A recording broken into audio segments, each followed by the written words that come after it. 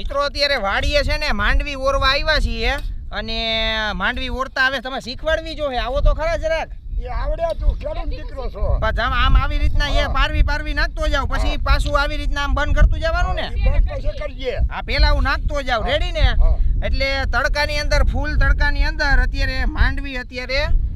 ઘાટા નાખ જરી ઘાટા નાખું આપણ તઈ કેતા જાવ એમ નાખતો જાવ હાલો રેડી બીયા પછી બીયો હા રેડી હાલો આ પણ જાજી મહેનત છે હો આમાં તો નથી ધવલ ઈ મહેનત નું જ પરિણામ મળે ને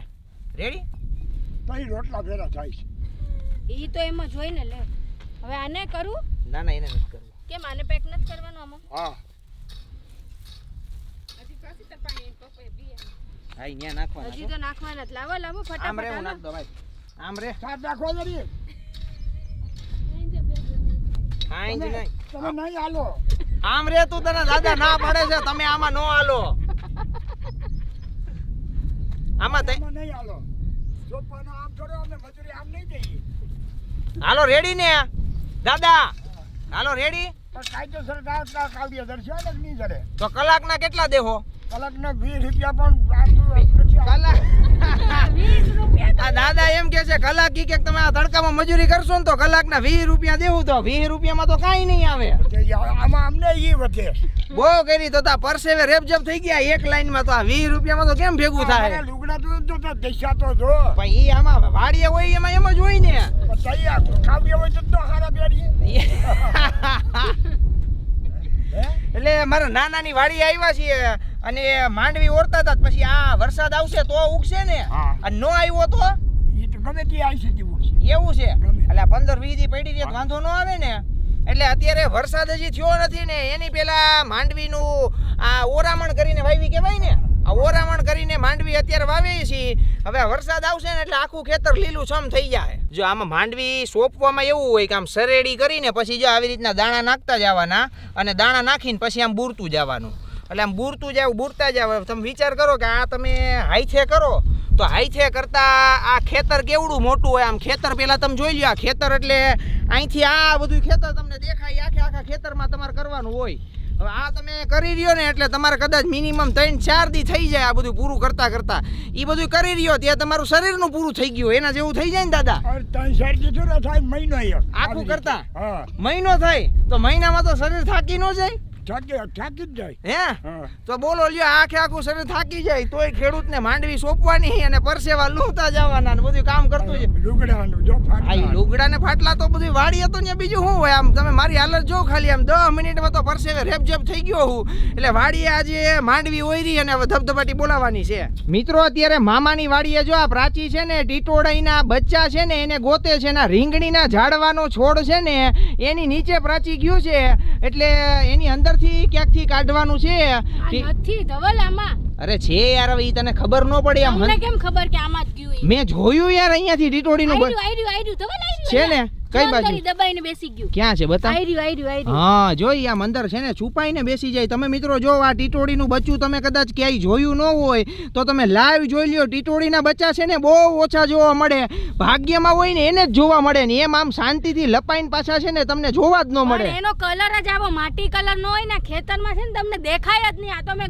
અમે ને છે ને આમ ધરબી દીધું એટલે આ અંદર આમ જાતા હતા ને અમે જોઈ ગયા ને એટલે મિત્રો તમને આ દેખાય છે બાકી તમને ટીટોડીના આવા બચ્ચા તમને ક્યાંય આવા રીંગણીનું ઝાડવું અને એમાં જોઈ લ્યો એકદમ મસ્ત છુપાઈને મસ્ત ઠંડા છાંયે આરામ કરે છે મસ્ત એને શાંતિથી આરામ કરવા દે આપણે ટીટોડીનું બચ્ચું છે ને અહીંયા ઓલો જો કાચિંડાનું બચ્ચું યસ અહીંયા છે ને જો આ વાડીએ કાચિંડો નાનો કાચિંડો છે એટલે આને બહુ હેરાન ન કરાય એને મસ્ત શાંતિથી છાંયે એને બેસવા દે હા બેસવા દે પણ એની મમ્મી ક્યાં વઈ ગઈ એની મમ્મી કે ગોતી તો આવી હતી કે મારું બચ્ચું ક્યાં ગયું એમ પણ આ અહીંયા છુપાઈને બેઠું જ ને આપણે મિત્રો ટીટોડીના બચ્ચા એવા છે કે કદાચ મારા હિસાબે 100% માંથી છે ને 50% લોકોએ ટીટોડીના બચ્ચા લાઈવ જોયા હોય કારણ કે ટીટોડીના બચ્ચા હે ને લાઈવ તમને જોવા ન મળે એ આવી રીતના આની અંદર છે ને આ જો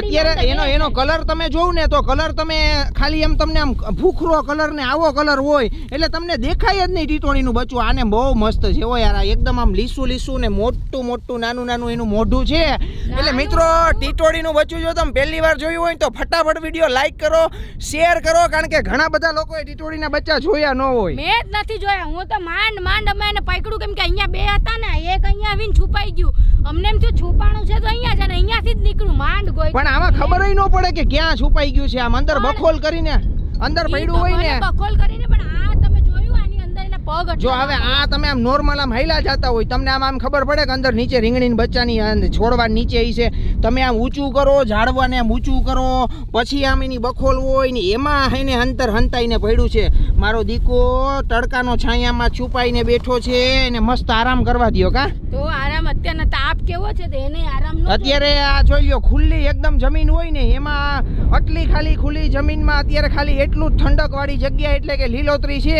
એના છાંયે એને બેસવાની જે મજા આવે ને એવી મજા અટાણે હલતુંય નથી જો એને પાંદડાથી આમ વાલી કરું જ ને તો જો ભાઈ એને બહુ હલાવાય નહીં દીકું એને ભાઈ એને કઈ રેવા દ્યો તમે એને કાંઈક અડાય જ નહીં એને એકદમ શાંતિથી એને મસ્ત બી ગયું છે ને ડરાવાય નહીં બહુ ધવલ મિત્રો તમે ટીટોડીના બચ્ચાને હજી એકવાર જોઈ લ્યો ફટાફટ વિડીયો લાઈક કરો શેર કરો કારણ કે ટીટોડીના બચ્ચા જિંદગીમાં જોવાય એક લાહવો કહેવાય લાહવો જ કેવાય આની પહેલા આવ્યા હતા ને તો અમને આખા ખેતરમાં એને દોડાવ્યા હતા ને ક્યાંય દેખાણા નહીં આ તો હમણાં દેખાઈ ગયું ને અમને ખબર હતી કે આની અંદર જ છુપાણું છે એટલે આમાંથી મળ્યું મસ્ત 100% એટલે મિત્રો ટીટોડીના બચ્ચા હોય ને ઈ તમને